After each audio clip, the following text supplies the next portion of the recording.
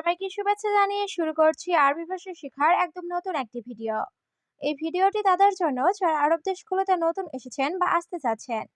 কাজের ক্ষেত্রে তাদের জন্য আরবি ভাষা শেখাটা খুবই গুরুত্বপূর্ণ। তাই খুব সহজে ও খুব দ্রুত আরবি ভাষায় কথা বলা শিখতে ভিডিওটি শেষ পর্যন্ত দেখুন। ভিডিওটি ভালো লাগলে চ্যানেলটি সাবস্ক্রাইব করে আমাদের সাথেই থাকুন। আমার কাজ নাই এর আরবি বাক্যটি হবে আনা মাফি সুগল। এখানে আনা অর্থ আমার, সুগল অর্থ কাজ, মাফি সুগল অর্থ কাজ নাই। আনা মাফি সুগল, আমার কাজ নাই। তুমি কেন ভালো না এর আরবি বাক্যটি হবে লেশ ইনতা মাফি কয়েস। এখানে লেশ অর্থ কেন, ইনতা অর্থ তুমি, মাফি কয়েস অর্থ ভালো না। লেশ ইনতা মাফি কয়েস, তুমি কেন ভালো না। সব লোক ভালো আমি জানি এর আরবি বাক্যটি হবে কুল্লু নফর কয়েস আনা মালুম। এখানে কুল্লু নফর অর্থ সব লোক, কয়েস অর্থ ভালো, আনা অর্থ আমি, মালুম অর্থ জানা। কুল্লু নফর কয়েস আনা মালুম, সব লোক ভালো আমি জানি। তুমি যাওনি কেন এর আরবি বাক্যটি হবে লেশ ইনতা মাফিরো। এখানে লেশ অর্থ কেন, ইনতা অর্থ তুমি, মাফিরো অর্থ না যাওয়া। লেশ ইনতা মাফিরো, তুমি যাওনি কেন। আমি কিভাবে দিব এর আরবি বাক্যটি হবে কেইফ আনা আতি। এখানে কেইফ অর্থ কিভাবে, আনা অর্থ আমি, আতি অর্থ দেওয়া। কেইফ আনা আতি, আমি কিভাবে দিব। আমি টাকা দিব না এর আরবি বাক্যটি হবে আনামাই আতি ফুলুস। এখানে আনা অর্থ আমি, আতি অর্থ দেওয়া, মাই আতি অর্থ না দেওয়া, ফুলুস অর্থ টাকা। আনামাই আতি ফুলুস, আমি টাকা দিব না। তুমি আসো আমার সাথে এর আরবি বাক্যটি হবে ইনতা তাল সাওয়া সাওয়া আনা। এখানে ইনতা অর্থ তুমি, তাল অর্থ আসা, সাওয়া সাওয়া আনা অর্থ আমার সাথে। ইনতা তাল সাওয়া সাওয়া আনা, তুমি আসো আমার সাথে। বস আমি সৌদি যাব না এর আরবি বাক্যটি হবে মুদির আনা মাফিরুহ সৌদি। এখানে মুদির অর্থ বস, আনা অর্থ আমি, রুহ অর্থ যাওয়া, মাফিরুহ অর্থ না যাওয়া। মুদির আনা মাফিরুহ সৌদি, বস আমি সৌদি যাব না। আমার রুমে বউ আছে এর আরবি বাক্যটি হবে আনা গোরফা ফি মজুদ হুরমা। এখানে আনা অর্থ আমার, গোরফা অর্থ রুম, মজুদ অর্থ আছে, হুরমা অর্থ বউ। আনা গোরফা ফি মজুদ হুরমা, আমার রুমে বউ আছে। তুমি বেতন বেশি দাও না এর আরবি বাক্যটি হবে ইনতা মাই আতি রাতিব জিয়াদা। এখানে ইনতা অর্থ তুমি, মাই আতি অর্থ না দেওয়া, রাতিব অর্থ বেতন, জিয়াদা অর্থ বেশি। ইনতা মাই আতি রাতিব জিয়াদা, তুমি বেতন বেশি দাও না।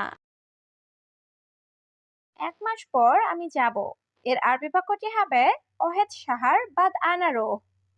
এখানে ওহেদ অর্থ এক, সাহার অর্থ মাস, বাদ অর্থ পরে, আনা অর্থ আমি, রুহ অর্থ যাওয়া।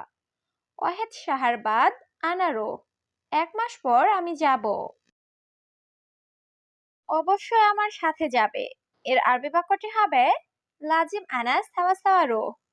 এখানে লাজিম অর্থ অবশ্যই, আনা অর্থ আমার, সাওয়া সাওয়া অর্থ সাথে, রুহ অর্থ যাওয়া। লাজিম আনা সাওয়া সাওয়া রো, অবশ্যই আমার সাথে যাবে। তোমার সাথে আমি যাব এর আরবি বাক্যটি হবে ইনতা সাওয়া সাওয়া আনা রো। এখানে ইনতা অর্থ তোমার, সাওয়া সাওয়া অর্থ সাথে, আনা অর্থ আমি, রুহ অর্থ যাওয়া। ইনতা সাওয়া সাওয়া আনা রো, তোমার সাথে আমি যাব। আমি 3 বছর কাজ করব এর আরবি বাক্যটি হবে আনা তালাতা সানা সুগল। এখানে আনা অর্থ আমি, তালাত অর্থ 3, সানা অর্থ বছর, সুগল অর্থ কাজ করা। আনা তালাতা সানা সুগল, আমি 3 বছর কাজ করব। আমি যাচ্ছি, আমি আসবো না। এর আরবি বাক্যটি হবে আনা রুহ আনা মাইজি। এখানে আনা অর্থ আমি, রুহ অর্থ যাওয়া, ইজি অর্থ আসা, মাইজি অর্থ না আসা। আনা রুহ আনা মাইজি, আমি যাচ্ছি, আমি আসবো না। যাও এবং তাড়াতাড়ি ফিরে আসো। এর আরবি বাক্যটি হবে রুহ ও তাল সুরা। এখানে রুহ অর্থ যাওয়া, ও অর্থ এবং, তাল অর্থ আসা, সুরা অর্থ তাড়াতাড়ি। রুহ ও তাল সুরা, যাও এবং তাড়াতাড়ি ফিরে আসো। সে সবকিছু বুঝে। এর আরবি বাক্যটি হবে হুয়া মালুম কুল্লু শাই। এখানে হুয়া অর্থ সে, মালুম অর্থ জানা বা বোঝা, কুল্লু অর্থ সব, শাই অর্থ কিছু। হুয়া মালুম কুল্লু শাই, সে সবকিছু বুঝে। আসো একসাথে বসি। এর আরবি বাক্যটি হবে তাওয়াল সাওয়া সাওয়া ইজলিশ। এখানে তাল অর্থ আসা, সাওয়া সাওয়া অর্থ সাথে বা একসাথে, ইজলিশ অর্থ বসা। তাল সাওয়া সাওয়া ইজলিশ, আসো একসাথে বসি। আমি এখন অনেক খুশি। এর আরবি বাক্যটি হবে আলহিন আনা জিয়াদা মকসুদ।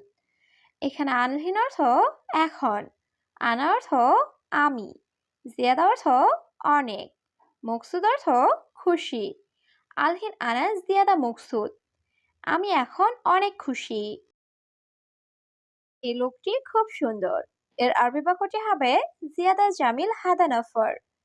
এখানে জিয়াদা অর্থ খুব বা বেশি, জামিল অর্থ সুন্দর, হাদা অর্থ এই, নফর অর্থ লোক।